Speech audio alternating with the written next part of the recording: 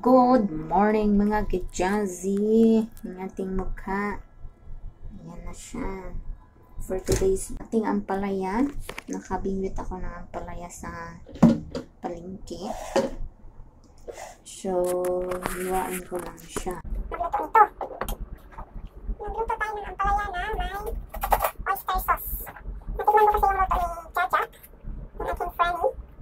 Masarap siya magluto ng ampalaya. So dahil na ay napakamak sa ampalaya ngayon, magluto tayo ng ampalaya ha. Magluto tayo ng ampalaya. Tapos, magluto tayo ng ampalaya na may oyster sauce. Hindi daw po ibabad na lang. Hindi daw po ito ibabad sa asin kasi hindi naman siya masyadong mapait. So dahil na ay nakabili ako ng isang ampalaya, size $6 lang siya. Ako lang naman ang kakain. So natanggalan ko na siya, nahugasan ko na po ito. Natanggalan ko na siya ng buto. So ngayon, hiwain natin ng pagganere. Pagganere ang paghiwa. Mahaba. Ewan ko ba? Hindi ako lang naalala yung luto na yun. Or masyadong malaki yung hiwa ko. Nakalata talaga hindi marunong maghiwa eh. Minsan nga lang. Kaya masaya. Mas madali. Usually kasi ginagawa ko sa ampalaya is inigisa ko lang siya sa itlog. Kaya hindi ko siya niluluto. Nilalagyan ko lang siya ng suka asin. Hindi, ganun lang. Pagluto ko ng ampalaya. So ngayon, dahil na ay nagustuhan ko yung luto ng aking friend, sobrang yummy. Hindi siya nakakaumay. So magluto tayo ngayon.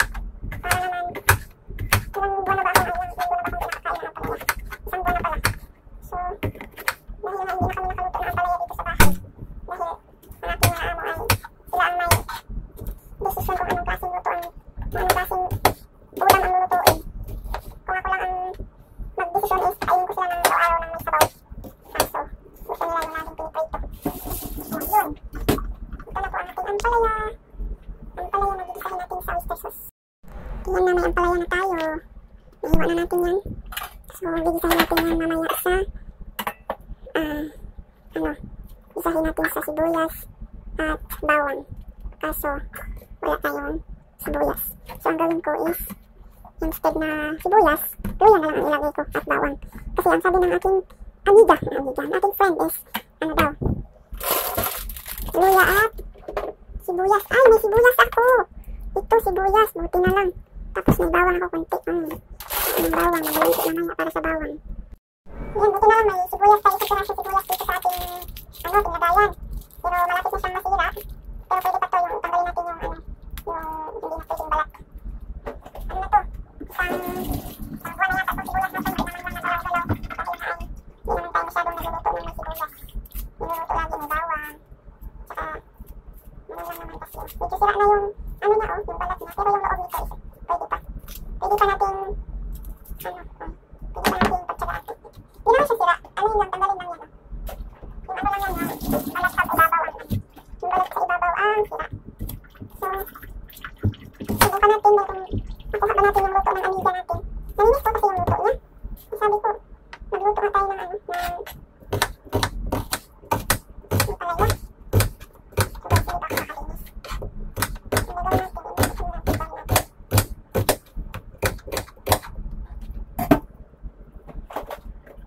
Ipapayak lang itong ko, ang aking sibuyas. Yan na, may sibuyas na tayo. White onion. Tapos yung bawang natin, hihiwain pa natin yan. Yan na ang ating bawang. May bawang tayo, unting bawang lang. A few moments later.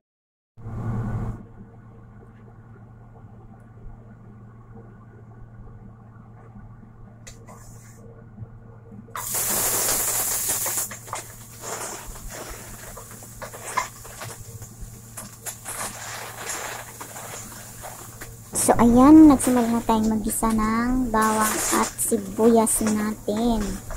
Siyempre, dahan-dahanin natin siya. At ang apoy pala ay napakalakas. Hindi ko siya nahinaan. Parang mukhang nagmamadali ako sa lagay na yan, mga maring. Ayan, halo-halo lang konti. Tapos, may kinuha naman sa loob ng fridge yung aking giniling na baboy. So, dahil nga ay tayo lang naman ang kakain, kuha lang ako ng kakarampot dyan. Ihalo ko sa aking ginisang ampalaya with oyster sauce. So, syempre, halo-haloin, halo-halokayin hanggat sa maluto ang ating giniling at ang sibuyas ay lumambot din. So, mga guys, yung iba pag nagluluto dyan ng sibuyas, hindi nila masyadong pinapaluto yung sibuyas. Ako, gusto ko yung malambot kasi masarap, malinamnam. Yung iba naman na hindi, gusto nila yung medyo crunchy pa. O, syempre nakalimutan ko naman yung ating pangtakip dyan sa ating oven. Malapit lang kasi yan ang kanyang puwet doon sa apoy, baka matunaw, kaya nilalagyan ko yan ng takip. Siyempre, halo-haloin hanggat sa maluto na siya at pwede na nating ilagay ang ating ampalaya o dinagdagan ko naman siya ng kaunting tubig para pag lumambot yung ating karne na maayos at saka ang ampalaya din natin. Pag si Lola ang magluto, ayaw niya nang lalagyan ng tubig yung niluluto niya kahit sunog na. Sa ako naman, pag nagluluto, ilalagyan ko yan kaunting tubig para lumambot at para mas siya magluto, hindi siya didikit at hindi siya masusunog. Ganyan ako magluto. So, lagyan natin ng oyster sauce, mga maring, ang ating ginigisang karne. Para po naman ay mag-absorb yan doon sa sibuyas at sa karne ang ating ilalagay na oyster sauce na yan. Sabi nga ng kaibigan ko is 1 kutsara lang daw, pero hindi ako satisfied. Kaya yan, mamaya dadagdagan ko pa yan ng kalahating oyster sauce. So, ngayon, halo-haloin, halo-halo again, hanggang sa yung kanyang, absorb ang kanyang panlasa doon sa loob ng karne. Siyempre, bakit ba kasi yung nasa giliran ng kawali na sibuyas ay ayaw talaga niyang bumaba doon sa kalagitnaan? Ilalagay na natin ang ating ampalaya. Ang ampalaya na masarap. Ang sarap talaga ng luto ko na yan. Ampalaya na yan yung nakaraan. Ang sarap ng luto ng kaibigan ko, alam nyo ba, na gusto ko siyang papakin. So, hindi ko siya nakuha ang panglasa talaga ng niluto niya. Basta, ang luto ko na yun ay nagustuhan ko rin naman pag kinain ko na. Di, syempre, ako naman habang nagluluto niya ay naglalaway na dahil gutom na nga ako at late na akong nagluto. Syempre, lagyan natin ng nor powder yung ating ginisa para lalong lalasa. 1 kutsarita lang naman yan. Lagyan natin ng panglasa. Siyempre, paglagay din tayo ng garlic powder, ginger powder, at saka pepper powder, white pepper. Ayan, white pepper ang ilalagay natin. Lagyan, budburan. Sabi pa nga ng aking lola dito, masarap daw lagyan ng mga spices ang ating mga niluluto. Siyempre, yung powder na luya, hindi natin dapat kalimutan yan. Kahit may bawang na yan, ang ating ginigisa na yan. Siyempre, gaya tayo, putumaya, pag may time. Pero, okay lang naman, di masyadong maluto yung ampalaya. Kasi kinakain ko nga yan siya ng hilaw at sinawsaw lang yan sa suka, tuyo ang ampalaya. Masarap na yan, lalo na pag may bagoong. So, syempre, nagmamagaling tayo for today's video. Kasi nga po ay gusto kong makuha yung luto ng aking friend Kaso nga lang ay hindi ko pa rin siya nakuha. Ayun, nalaglag na yung sibuyas. Ang sibuyas sa tagiliran ng kaldero ay nakawali. Yan, antay tayo ng mga 5 minutes dyan. Tikim-tikim muna. Tikman ko kung okay na yung ampalaya natin. Yung sibuyas natin malambot na, yung ampalaya na lang ang hindi. Diba? Masarap kasi talaga yung luto na yun ni Frenny Jaja. Kaso lang hindi ko makuha ang kanyang luto. So, ano-anuhin lang natin to. Hindi ako kontento sa timpla ko. Nilagyan ko pa ng asukal na kalating kutsarita. Siyempre, hindi tayo kontento. Alam mo na ang mga Pilipino, matatapang ang panimpla. Lagyan ko pa ng asin, kukunting asin. Kunti lang, hindi yan kalahating kutsarita. Huwag kayong maglagay ng sobrang asin kasi may oyster sauce na tayo. So yan, ukay-ukay, halukay, or mix, kumbaga. Pero ako habang nag-voice over flower, nag-voice record ako dito, ay ako'y naglalaway na naman at natatakam sa ampalaya. Hindi na-continue tuloy na-contento si Jazzy. Ayan, nilagyan na naman ng oyster sauce. Kasi nga gusto niya talagang ma-reach yung luto ng kanyang friend, ang panlasa at ang lasa ng niluto na yun. Ayan na naman sibuyas sa tagiliran. Ayaw na naman yung, ay bakit ba may sariling mundo yung sibuyas dyan sa tagiliran ng kawali? Ayaw talaga niya doon sa kanyang mga double cuts sa kalagitnaan ng kawali. Nandiyan talaga sa tagiliran. Kita nyo naman, pusok. Alam nyo ba po, pag makaluto ka lang ng sarili mong luto o makaluto ka ng maayos dito, pag makakain ka ng maayos o gusto mong pagkain doon sa atin, pag sila'y wala sa bahay, syempre ginagrab ko na yung opportunity na hindi rin sila kakain sa bahay at bumili ako ng ampalaya. At yan po ay niluluto ko na siya. Yan, takam-takam na talaga ako. Parang medyo na parami yung tubig ko kasi nga po ay pinapalambot ko talaga yung ampalaya, kaso nga lang po parang ang kunat naman ang ampalaya na iri.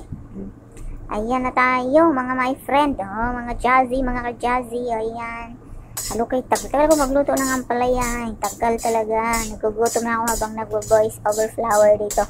Nag-voice over, ganon, kasi hindi ako nag-imik dyan sa time na yan, kasi wala akong time na mag-imik. Concentrate ako sa aking niluluto at wala akong time na magdaldal. So ngayon, voice over flower. So di pa kontento sa panlasa niya, nilagyan pa ng ng siling labuyo or red pepper, kumbaga. Syempre tamad tayong maghiwa, guntingin na lang natin yan, isang piraso lang naman yan. Yan na siya, excited na ako kumain. Alam niyo po bang niluluto ko ng isang takal na kanin? Pag nandito silang amo sa bahay, kami lahat na ang nakakain. Pero pag ako lang ang nasa bahay, boss, isang takal ng kanin. Ayan na siya, masarap yan.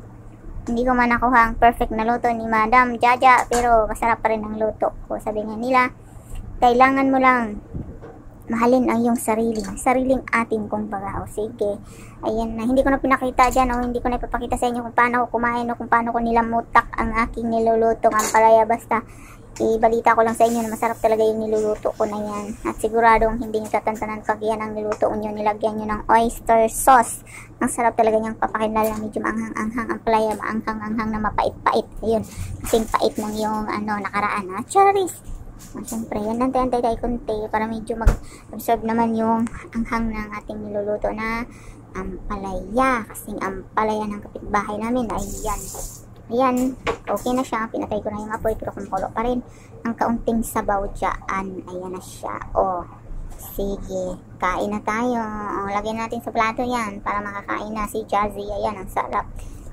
Kunti lang pala yun. Please like, comment, and subscribe sa aking munting YouTube channel. Thank you guys. Bye-bye.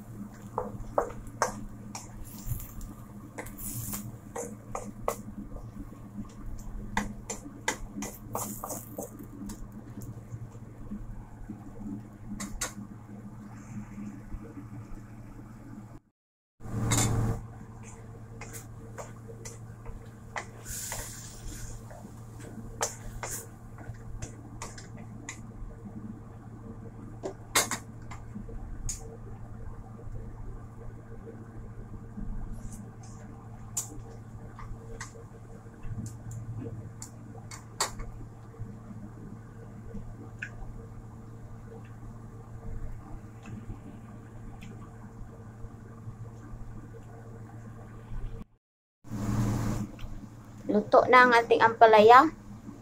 So, makaon na ta. Ayun na nga akong ampalaya. Luto na. Masarap yan. Luto.